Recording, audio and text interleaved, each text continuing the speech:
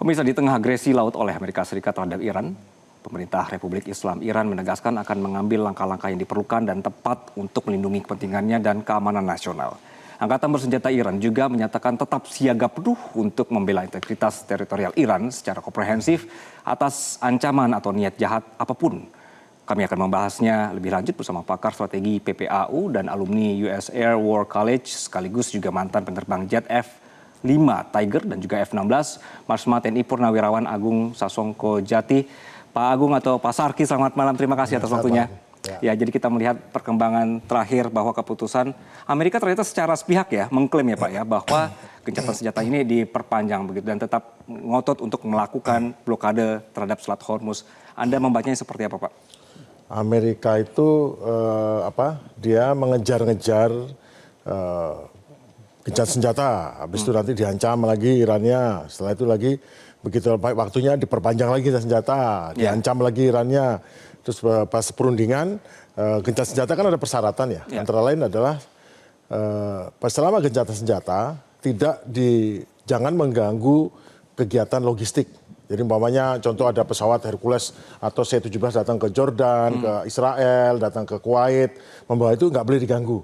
Oke, seharusnya seperti itu gitu. Iya, termasuk juga pokoknya logistik lah, logistik. Ya sama kan, berarti Iran juga bisa menggunakan ini masuk dan keluar tidak diganggu.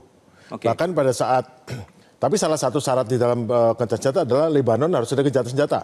Begitu gencatan senjata di Lebanon dinyatakan, maka Iran membuka, silakan keluar masuk. Tetapi Amerika meskipun bisa keluar masuk, tapi untuk Iran tidak berlaku. Kamu deblokade, loh gimana? Kan Iran itu memblokade gini. Dimulai dari Amerika menyerang serangan ilegal, ya. Serangan ilegal, serang itu ilegal, nggak betul. Tapi Iran membalas melaksanakan pasal 51 yaitu bertahan, bantu menyerang Amerika, sama menutup Selat Hormuz untuk Amerika dan kawan-kawan. Kawan-kawan Amerika siapa? Ya proksinya, yaitu Kuwait, Bahrain, Abu Dhabi, Qatar, Oman, dan Saudi. Kenapa dibilang proksi? Ya karena pangkalan Amerika di situ. Armada kelima di Bahrain. Kemudian semua memiliki rudal Amerika, radar Amerika, Patriot Amerika, dan selama itu mereka ngirim serangan pun dari sini juga. Nah, berarti kan proksinya. Berarti Iran secara hukum, sah menurut hukum, menutup Selat Hormuz bagi Amerika dan proksinya.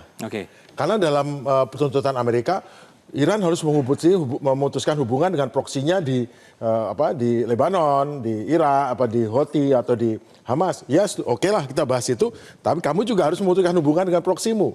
Nah, gitu kan? Proksinya ya negara-negara ini. Nah, kemudian yang terjadi adalah blokade. Namun blokade itu tidak blokade seperti yang disebarkan di berita, yaitu menutup pelabuhan Bandar Abbas. Yang dilakukan adalah berada di luar jarak tembak daripada rudal di sepanjang pantai selatan Iran, yaitu bahkan tidak di Teluk Oman pun tidak, tetapi di Laut Arab. Nah, karena mereka pernah mencoba masuk tapi disuruh mundur fregatnya, artinya Amerika tidak berani dan tidak berdaya untuk melakukan sesuatu di dalam sini. Maka yang dia buat ada sesuatu, yaitu sekarang dia mulai menghalang-halangi blokade sambil menangkepi kapal-kapal yang dicurigai terkait Iran di luar sih, di Laut Bebas. Di Samudra Hindia, di mana gitu. Nah, tapi tindakan ini kan juga tidak benar. Kenapa? Order of battle-nya, area perangnya di sini kok nangkep tempat lain. Artinya kan kalau sampai Iran nanti memerintahkan proksinya untuk juga nangkepin nyerang kapal di sini kan bisa juga. Atau menangkap tentara Amerika di mana boleh juga, karena dia udah keluar dari areanya, dan itu kapal itu kan sudah lewat pada saat kemarin masih gencatan senjata sudah keluar bebas. Begitu sudah keluar bebas kok sekarang dikejar, ditangkap. Artinya memang Amerika tuh gini loh, di zaman sebelumnya sebagai unipolar dia biasanya ikut aturan. Tapi kalau nggak ikut aturan, biasanya untuk keamanan nasional, untuk apapun itu, kepentingan nasional dilakukan itu. Cuman sekarang nggak bisa begitu karena lawannya Iran, meskipun negaranya lebih kecil, lebih tidak powerful, tetapi dia punya kemampuan itu, ya makanya dilakukan apa? Dia serang kapal di sini, dia tahu ada kapal-kapal di sini yang terkait dengan Amerika. Di antara kapal kargo ini, ada kapal ini diserang sama dia, ditembaki, dan ini setelah disita juga. Nah, mestinya dia tahu bahwa ini ada kapal terkait sama pokoknya perusahaan Amerika atau barang Amerika atau apa, dia tahan juga. Jadi balas-balasan seperti itu yang terjadi. Intinya untuk nanti dalam perundingan punya leverage. Karena sebelumnya tanpa blokade ini Amerika nggak punya leverage sama sekali. Leverage itu punya daya tawar. Dia lemah sekali. boleh dia menghancurkan banyak ini, tapi pada prakteknya meskipun mau ngebom, bom, tapi tidak merubah kondisi Iran menguasai di sini. Jadi apa yang dilakukan Amerika sekarang untuk merubah, tidak melakukan hal yang sama bolak-balik, tapi melakukan hal lain, lebih kreatif lah. Cuman masalahnya kreativitas ini apakah efektif atau tidak, ya tergantung karena Iran punya cukup waktu, juga punya dana, biaya untuk hidup. Kenapa? Dia bisa hidup 6 bulan lagi bisa katanya. Kenapa? Coba kita lihat, di atasnya ada Laut Kaspia. Di sini ada Tajikistan, Uzbekistan, Rusia. Jadi kalaupun di sini tertutup, Iran itu bisa dapatkan apapun, makanan, semua dari sini. Oke, Pak Syarki, kita melihat situasi terkini ya, bahwa yang dilakukan Amerika sekarang berada di luar wilayahnya Iran begitu, Ya, sudah masuk di laut internasional. Oke, secara hukum internasional, bolehkah Amerika melakukan itu? Alasannya apa dia menangkap? Oke. Kapal-kapal itu beli barang secara sah, mengirim secara sah, ikuti aturan, ada asuransi, semua terhadap nasional ditangkepin dengan alasan apa? Oh, keamanan nasional Amerika, keamanan nasional apa? Apakah dia mengancam langsung? Apakah bawa barang apa? Itu kan harus dibuktikan, dia nggak bisa sembarangan nangkepin di laut bebas. Oke. Sekarang kalau orang Somalia itu di selatan sini, nangkepin kapal, terus habis itu dibawa pulang minta tebusan, seperti itu. Jadi kategorinya tidak ada alasan bagi Amerika melakukan kegiatan ini. Karena gini, Amerika menyerang, Israel membalas, Iran membalas dengan menyerang balik dan menutup Selat Hormuz. Kemudian diblokade, loh. Kenapa? Alasannya karena tutup Selat Hormuz. Loh, kamu kok membalas sesuatu yang pembalasan yang ilegal. Ini legal kan? Sesuai dengan pasal 51, Iran berhak melakukan balasan. Oke. Balasannya dengan menyerang dengan rudal, menghancurkan pangkalannya, dan menutup Selat Hormuz bagi Amerika dan kawan-kawan. Salahkah itu? Tidak salah. Tapi sekarang kenapa? Kenapa kamu menutup ke saya? Dia balas lagi. Perbuatan ilegalnya dibalas dengan legal, sekarang dibalas lagi dengan perbuatan ilegal. Oke.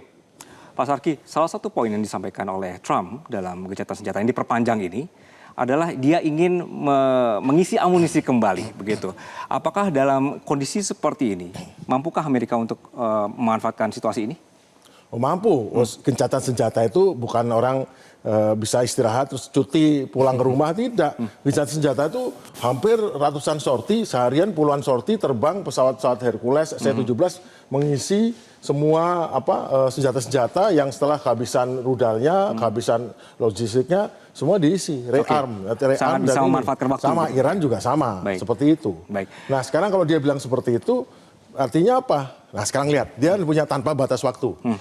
Soalnya emang memalukan, bayangkan. Amerika, kamu 2 hari, habis itu 1 minggu, 10 hari, tapi setelah waktunya tiba diperpanjang lagi. Mana ancamannya? Ancamannya kan ancaman kurang ini kan, seperti itu. Pak Syarki, ini kita sekarang punya peta lengkap ya, berkenaan dengan Selat Hormuz, kemudian juga wilayah-wilayah yang kemudian pemirsa ini diblokade oleh Amerika Serikat. Daerah mana yang Pak Syarki baca kemungkinan Iran ini bisa membalas? Iran, lihat ini dia punya lingkaran besar nih, lingkaran besar rudal. Semua tempat dari Israel, Jordan, Syria, Irak, Kuwait, Saudi, kemudian Bahrain, Qatar, Oman, Uni Emirat, Abu Dhabi, Dubai, itu semua ada tempat yang bisa dibalas. Oke. Termasuk kalau dia mendekat, termasuk di jalur Laut Merah. Bahkan termasuk juga di sini ada jaringan pipa minyak, di sini nggak kelihatan di sini, itu juga bisa dihancurkan oleh dari Houthi, lainnya bisa diserang. Jadi dan yang paling pembalasan yang paling menakutkan sebetulnya adalah bukan menyerang pangkalan lagi, tapi di sini kan kota-kota, semua kota-kota di negeri-negeri Teluk ini adalah tergantung hidupnya dari desalinasi air laut. 90%. Ya. Bayangkan bila diserang dengan rudal Iran dan hancur, bayangkan bagaimana orang Qatar, orang Bahrain, orang Uni Emirat, orang Oman, orang Kuwait, orang Saudi minum. Jangan minum untuk kehidupan sehari-hari.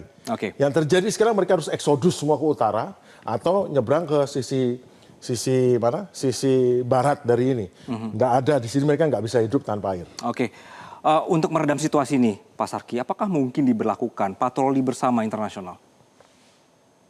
Ya, patroli bersama untuk siapa? Untuk supaya benar-benar bisa menjaga tidak ada serangan dari Amerika dan tidak ada serangan balasan dari Iran, misalnya di area laut ya Pak ya?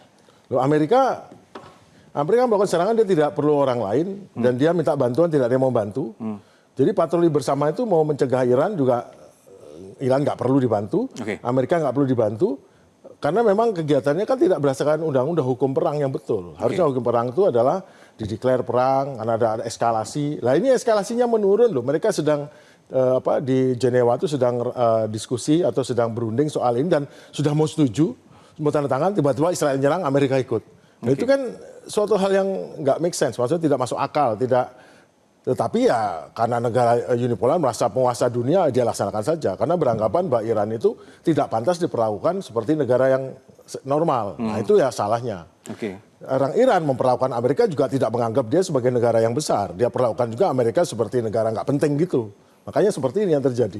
Oke, Pak Sarki, saya penasaran dengan satu titik ini, bahwa disebutkan kekuatan Iran itu adalah karena geografi di wilayah Hormuz ini dataran tinggi, sehingga mereka justru punya keunggulan untuk menyerang wilayah siapapun yang melewati sini begitu. Nah, kenapa opsi ini tidak dimanfaatkan oleh Iran? Dengan kondisi bahwa Amerika sudah mulai macam-macam nih, sudah mulai membajak kapal-kapal di sekitar. Kapal Amerika tidak berani mendekat. Kenapa? Karena ini pegunungan Zagros, ini pegunungan batu granit yang isinya banyak tempat untuk peluncuran rudal misal, dan khusus di sini ada rudal-rudal anti kapal, termasuk yang masuk provinsi di Sistani Balochistan. Jadi yang disebut dengan keunggulan geografisnya Iran adalah pegunungan yang besar sekali, yang panjangnya sekitar 1.500, ditambah pegunungan lebih kecil 500, kemudian dengan tebal sekitar hampir 500 kilometer. Berarti untuk menuju ke Iran Utara, di mana di Teheran itu harus menempuh ini. Kalau mereka mau nyerang pasukan, menyerang, di mana tempat di sini pasukan bisa dikumpulkan, di mana tank bisa dikumpulkan, tidak ada tempat. Yang aman. Yang aman bagi siapapun, karena Iran memiliki rudal-rudal yang sangat akurat, jarak jangkauannya jauh, dan Iran mendapat bantuan dari Rusia dari mengenai 24 jam, 7 hari dalam seminggu, 30 hari dalam sebulan, sepanjang waktu bisa mengamati kegiatan lawannya baik di laut dan di darat. Data intelijennya disupport oleh Rusia betul. begitu ya. Oke, Pak Sarki, dengan berkembangnya situasi saat ini, kalau tadi Amerika memanfaatkan waktu gencatan senjata untuk mengisi amunisi kembali, apakah Iran bisa melakukan yang sama? Iran sedang melakukan hal itu. Dia sudah masukin, dan dia dari utara, ingat nih, Kaspia ini tempat di mana dia tidak bisa diganggu oleh Amerika. Jadi dia bisa masuk dari sini, bisa lewat jalan darat, lewat udara, cuman lewat laut memang ditutup. Tapi nggak masalah bagi Iran, kenapa? Karena yang lain juga nggak bisa kan? Dan juga banyak daripada dan yang penting untuk rudal itu sepertinya pada saat pembukaan gencatan pertama yang dikirim pertama dari luar negeri, mungkin dari Cina sekarang itu adalah spare atau suku cadang dan bahan bakarnya rudal itu. Nah, yang sekarang kenapa Amerika sekarang tergesa-gesa mau gimana caranya cepat memaksa, menekan, menginjak. Harusnya dia nggak pakai menginjak pun berunding bisa. Cuman dia nggak mau Iran tuh untung. Karena kalau Iran tuh untung, Iran tuh jadi besar. Sanksi ekonomi saja dibuka, Iran ini jadi negara baik, negara sebesar ini dengan potensi sebesar itu, orang-orangnya sepinter itu, bandingkan kalah semua nih. Semua negara-negara ini termasuk Israel pun tidak bisa dibandingkan sama Iran. Tapi yang paling parah adalah tekanan ekonominya. Jadi Iran tuh sedang mencekik ekonomi Amerika. Sekarang harga minyak naik di Amerika. Kalau beli otogas bensin ya, premium atau pertamax di sana, harganya sekarang sudah dari $3 ya, naik sudah jadi $4,5. Diesel lebih mahal lagi. Dari $4,5 nanti naik lagi, bila naik lagi, maka terjadi adalah ekonomi rusak. Ekonomi rusak. Yang terjadi adalah obligasinya akan dijual, itu obligasi yang Amerika yang besar oleh negara-negara lain dijual. Begitu dijual, maka yield atau suku bunga obligasi US Treasury yield 10 years-nya dinaikkan. Begitu naik lewat 4,5%, yang terjadi adalah semua bunga bank Amerika akan naik. Begitu bunga bank Amerika naik, maka rakyat Amerika nggak bisa membayar angsuran rumah, angsuran mobil, angsuran kredit card. Di domestik juga jadi. Dan terjadilah yang namanya adalah resesi. Begitu terjadi resesi, maka akan timbul masalah besar di sana, dan masalah besar yang utama adalah politik. Kenapa? Karena 6 bulan lagi, bulan November akan ada pergantian anggota DPR dan Kongres Amerika, yang mana itu ada pemilu sela. Nah sekarang Partai Republiknya keram itu udah mayoritas. Tetapi kalau gara-gara kegiatan petualangannya di Timur Tengah ini, maka kemungkinan kalah. Kalau kalah, maka sudah tidak lagi populer begitu ya? Bukan, potensi dimaksulkan atau di-impeach-nya besar sekali. Oke, baik. Pak Sarki, poin deadlock di kerjasama di gencatan senjata ini adalah soal pengayaan uranium, soal nuklir begitu ya. Bapak melihatnya bagaimana? Karena kan sebenarnya juga Iran berhak dong ya untuk memiliki atau juga menggunakan uranium. Kita kembali ke tanggal 28 Februari. Tanggal 26 Februari, Iran sudah bersedia nuklirnya dilutit. Ya, dari 60% diturunkan, sudah bersedia. Kemudian sudah bersedia, dia selama beberapa tahun tidak pengayaan, sudah bersedia. Banyak hal dia sudah bersedia. Nah sekarang disuruh balik ke situ, oh enggak bisa. Kenapa? Iran sekarang posisinya, saya sudah dihancurkan, saya sudah punya pemimpin dibunuh, sekarang posisinya lebih kuat. Kalau dulu Iran lemah, sanksi, sekarang Iran lebih kuat. Dia memaksa Amerika, pilih kamu, sekarang pilihannya kamu mau ambruk ekonomimu Amerika, kamu akan diimpeach oleh rakyatmu, atau ini bukan cerita bahwa saya akan kesulitan gara-gara di blokade kamu, ini bicara soal kalau kamu berlama-lama seperti ini, maka kamu Donald Trump akan menghadapi impeachment, partaimu akan kalah. Iran posisinya ngomong gitu sekarang. Bukan sebaliknya, wah kamu kalau ini kamu nggak cabut sanksi, kamu kan diserang saya di sini, itu nggak mempan. Masalahnya kayak Trumpnya nggak sadar-sadar posisinya sekarang begitu ya. Mereka Pak? sadar, tapi ada faksi-faksi kan di Washington. Yaitu ada di bawahnya Wakil Presiden Vance, dia segera pengen ini selesai agar ekonomi Amerika nggak akan pulih sehingga ini. Tapi di sisi lain, yang para elang perang ini, hawkisnya itu, wah ini harus diajar, jangan sampai kita kehilangan harga diri. Nah itu. Terus membakar gitu. Pak Sarki, nanti kita lanjutkan usai jeda ya. Dan pemirsa, pembahasan mengenai bagaimana situasi terkini di Timur Tengah ini akan kami lanjutkan usai jeda. Tetap bersama kami.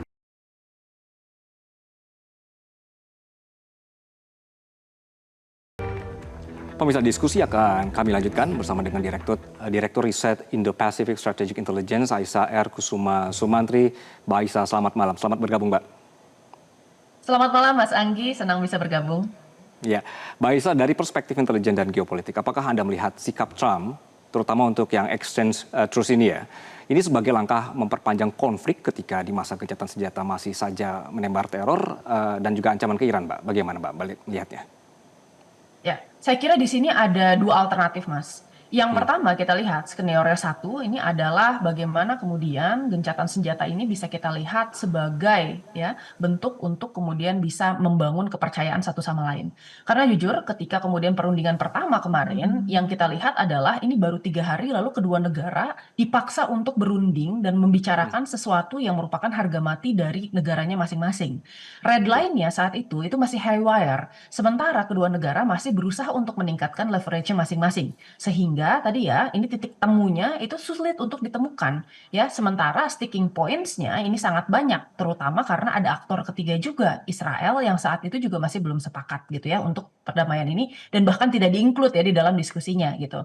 Nah, belajar dari pengalaman perundingan pertama, saya rasa di sini sebenarnya termasuk Pakistan juga sebagai mediator menyadari kalau misalnya memang ada trust deficit di antara kedua belah negara. Ya, Amerika Serikat khususnya di sini memiliki sebenarnya strategic decision yang agak bertentangan dengan objektifnya di awal, yaitu sebenarnya objektifnya adalah keluar dari perang ini dengan mencapai salah satu ya tujuan utama dari peperangannya. Tetapi kan sulit untuk mengklaim peperangan ketika strategic objektifnya ini terus berganti selama beberapa hari gitu ya. Dan beberapa hari sekali dia selalu berkata, apakah itu mengenai uranium, apakah mengenai pergantian rezim, apakah itu mengenai pembiayaan terkait axis of resistance, itu kan kita nggak tahu. Karena Donald Trump di akhir-akhir juga dia tidak menjelaskan apa sih sebenarnya kemudian yang diinginkan oleh Amerika Serikat di situ. Nah, di sisi lain saya kira ya permasalahan trust deficit ini juga menjadi penting karena tadi kedua negara ini saling tidak percaya satu sama lain, terutama Iran yang memiliki trauma ya atas kemudian behavior dari Amerika Serikat yang ditunjukkan di perundingan di tahun 2025 kemarin gitu. Maka dari itu sebenarnya ceasefire ini bisa menjadi salah satu sarana untuk kemudian bisa pause, bisa kemudian melakukan CBM ya di antara satu sama lain. Meskipun saya yakin ini sulit dan tidak akan terlaksana 100%. Ya, karena pada dasarnya tidak akan ada hubungan fundamental yang berubah di antara Iran dan kemudian Amerika Serikat, tetapi at the very least dengan hadirnya negara-negara yang berkomitmen untuk bisa berperan aktif di dalam perdamaian di antara Iran dan Amerika Serikat, saya rasa kemudian komunikasi yang sehat bisa tercapai. intinya pertama kali mungkin kita lihat komunikasinya dulu terjalin di antara kedua negara gitu ya. Nah, dari situ ya ketika kemudian sudah ada perdamaian, tapi ini dengan catatan besar. Amerika Serikat tidak melanggar gencatan senjata dan tidak melakukan eskalasi di wilayah Selat Hormuz, termasuk di antaranya adalah ya tidak mencabut blokade. Jadi at the very least untuk bisa mencapai kepercayaan dengan Iran, Amerika Serikat juga harus menunjukkan itikat baiknya. Karena kita sudah tahu bahwa Iran sempat melakukan pembukaan Selat Hormuz kemarin setelah Israel dan Lebanon ini menandatangani ya gencatan senjata. Jadi saya rasa ini perlu di-set dulu nih di awal conditionsnya bahwa kedua negara ini bisa dipercaya dan kedua negara ini memiliki itikat baik untuk bernegosiasi. Ya, oleh karena itu di skenario pertama ini bisa dijadikan sebagai tadi untuk pos membangun kepercayaan CBM ya lalu kemudian membangun komunikasi yang sehat gitu. Nah, Oke. skenario kedua ini bisa jadi adalah sebenarnya exit strategi dari Amerika Serikat karena seperti yang kita tahu ya ini adalah ke-9 kalinya Trump mengganti posisi politiknya mengenai serangan terhadap Israel. Saya kira dua di antaranya ini kita harus menghargai sebenarnya upaya dari Pakistan sebagai mediator yang handal di dalam hal ini ya untuk mencegah kemudian intensi impulsif dari Presiden Trump melakukan serangan yang besar ke Iran gitu ya. Tetapi kita lihat di sini bahwa ya Amerika Serikat sekarang butuh sebenarnya exit strategi dari pertempuran ini gitu. Dan belajar dari beberapa kasus di dalam dunia internasional sebelumnya, terdapat beberapa konflik yang sampai sekarang mungkin statusnya tetap kemudian adalah perang, tetapi ya secara garis besar kita lihat bahwa kondisi di sana negatif peace-nya tetap ada.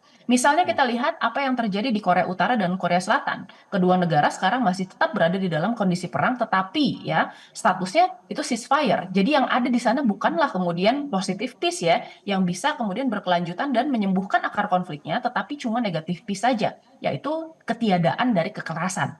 Nah, saya rasa sebenarnya ini bisa jadi exit strategi yang harus dilakukan oleh Amerika Serikat untuk sementara. Karena dia sekarang terkejar waktu, apalagi sebenarnya Amerika Serikat ini harus membuktikan legitimasinya ke Kongres ya, dan harus kemudian menghadapi midterm election di bulan November. Masalahnya sekarang dengan tekanan yang begitu besar, apalagi harga-harga yang sudah mulai naik ya, termasuk adalah energi, di mana kemudian minyak ini sekarang sudah sekitar 4 sampai 4,5 dolar per galon gitu ya. Lalu kemudian LNG yang naik sekitar 2 dolar gitu ya.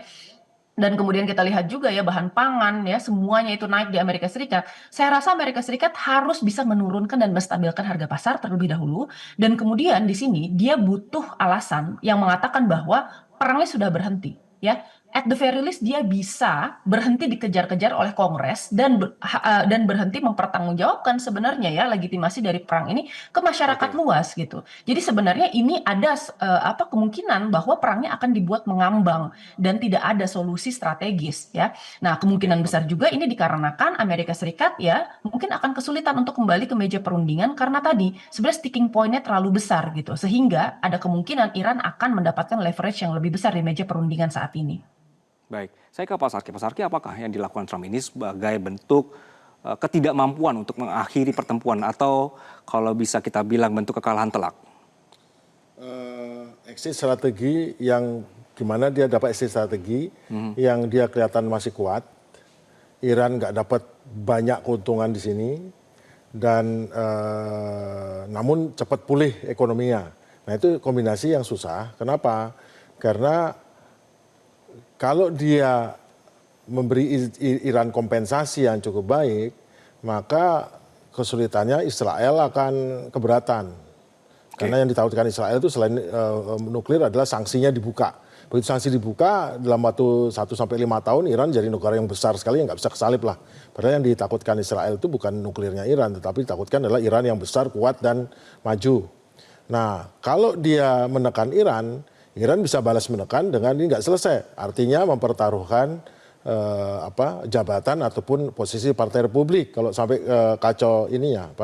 Tetapi kalau kembali ke semula, yaitu bahwa Iran mendapatkan sanksi dengan uraniumnya bisa seperti perjanjian semula, itu nanti timbul pertanyaan juga. Terus perang ini untuk apa? Kalau kembalinya ke JCPOA 2015, kembali ke JCPOA calon 2026 ini, terus untuk apa? Nah sekarang ini yang dibutuhkan itu adalah Trump masih berusaha atau orang-orang Amerika berusaha untuk setapa tahu dengan gertakan ini dengan ini itu Iran menjadi menyerah. Nah masalahnya Iran tentu tidak semudah itu ditautkan. Tetapi mungkin ini adalah caranya Trump untuk supaya bagaimana dia tetap bisa exit strategi, tetapi ada semacam konflik yang terjadi sehingga penyelesaiannya selesai, kemudian jadi kayak penutup yang bagus untuk ini. Dia cari penutup bagus. Tentu tidak dengan ngebom, karena begitu dibom Iran, maka Iran sudah tahu jawabannya, yaitu akan merusak desalinasi air laut menjadi air tawar di negara-negara teluk. Itu dia nggak mau juga. Maka bagaimana dia bisa membuat final konflik, ya tentu bukan dengan bom, tapi mungkin ada konflik di laut, ada yang ditenggelamkan atau apa. Nah itu yang mungkin sedang dicari polanya.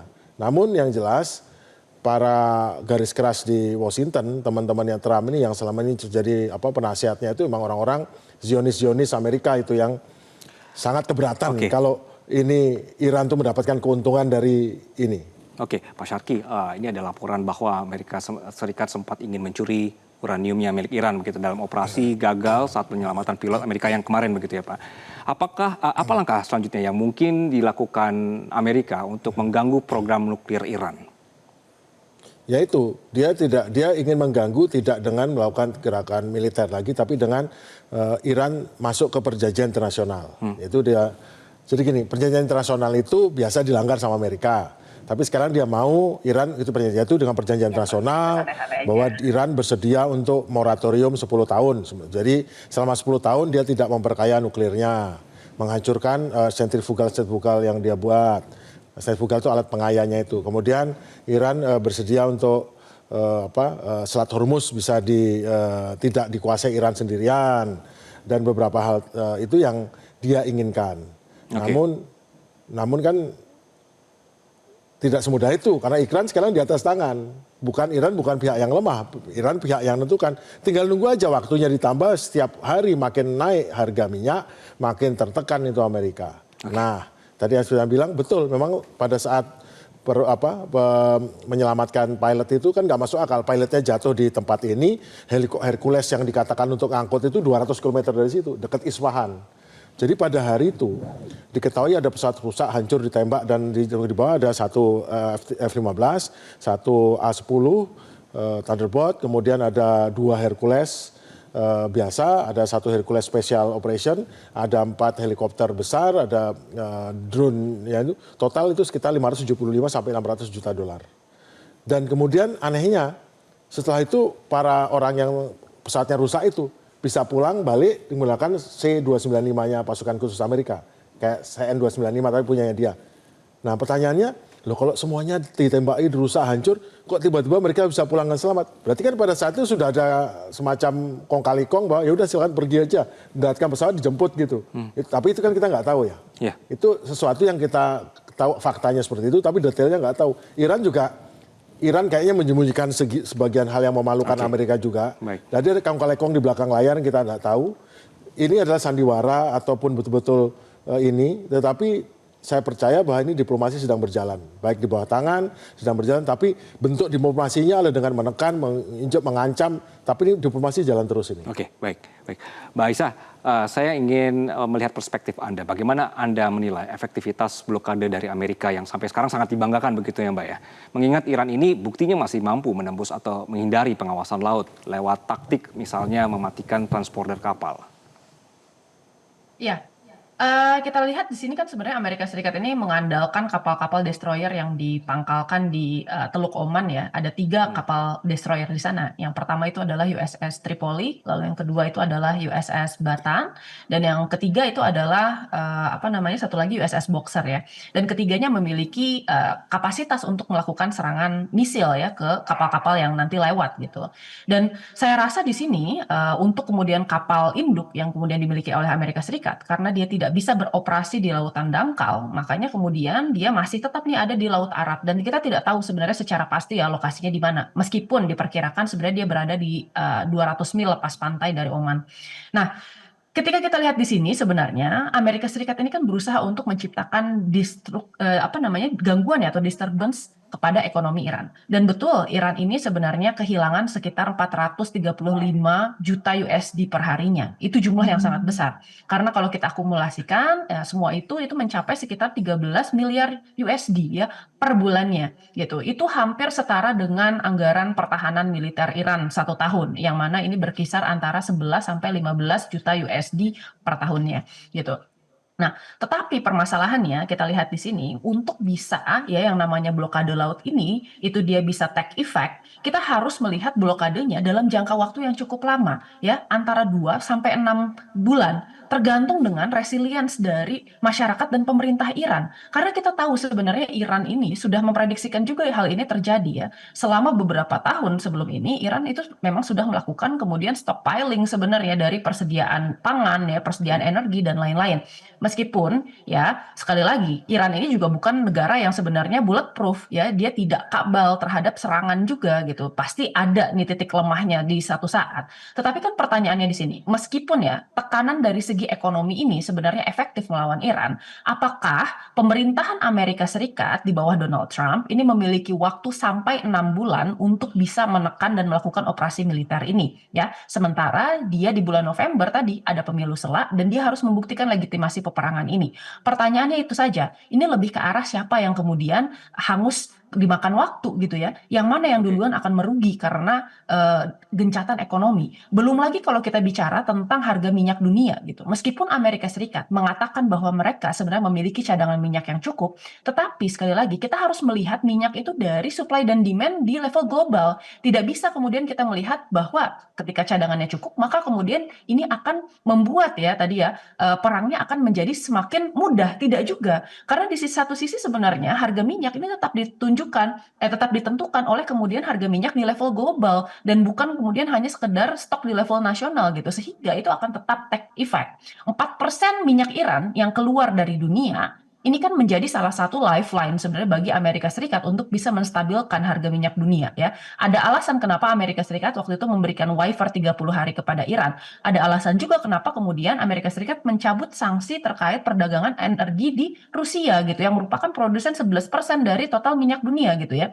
Nah, karena itu saya rasa meskipun ini akan kemudian berefek ya dalam jangka waktu yang panjang, sebenarnya ini ada aspek kontraproduktif juga dari serangan-serangan dan blokade laut yang dilakukan oleh Amerika Serikat di Selat Hormuz dan kemudian di Teluk Oman.